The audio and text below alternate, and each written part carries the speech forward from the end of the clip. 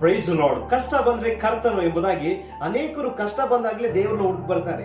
ಯೇಸು ಕ್ರಿಸ್ತನ ಪಾದಕ್ಕೆ ಬಂದು ಯೇಸು ಕ್ರಿಸ್ತನ ನಾಮದಲ್ಲಿ ಬೇಡುವವರಾಗಿರ್ತಾರೆ, ಗೋಳಾಡೋರಾಗಿರ್ತಾರೆ, ಹರಕೆ ಹೊತ್ಕೊಳ್ತಾರೆ ಮತ್ತು ತನ್ನನ್ನು ಯಜ್ಞವಾಗಿ ಅರ್ಪಿಸ್ತೇನೆ, ನಿನಗಾಗಿ ಮಾಡ್ತೇನೆ ಅಂತ ಸ್ತೋತ್ರವನ್ನು ಸಲ್ಲಿಸುವವರಾಗಿರ್ತಾರೆ.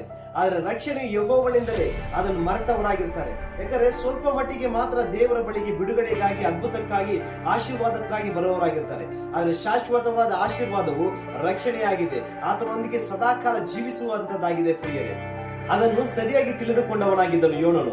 ಅದಕ್ಕೆ ಅವನು ಬರೆದಿದ್ದಾನೆ, ಯೋನನು 2ನೇ ಅಧ್ಯಾಯ 9ನೇ ವಾಕ್ಯದಲ್ಲಿ, ನಾನಾದನು ಸ್ತೋತ್ರ ಧ್ವನಿಯಿಂದ ನಿನಗೆ ಯಜ್ಞವನ್ನು ಅರ್ಪಿಸುವೆನು, ಮಾಡಿಕೊಂಡ ಹರಕೆಯನ್ನು ಸಲ್ಲಿಸುವೆನು, ರಕ್ಷಣೆಯು ಯೆಹೋವನಿಂದಲೇ ಉಂಟಾಗುವುದು ಎಂಬುದಾಗಿ ಬರೆಯಲ್ಪಟ್ಟಿದೆ. ಹಾಗಾದರೆ ಆತನು ಎಲ್ಲವನ್ನು ತಿಳಿದವನಾಗಿದ್ದನು.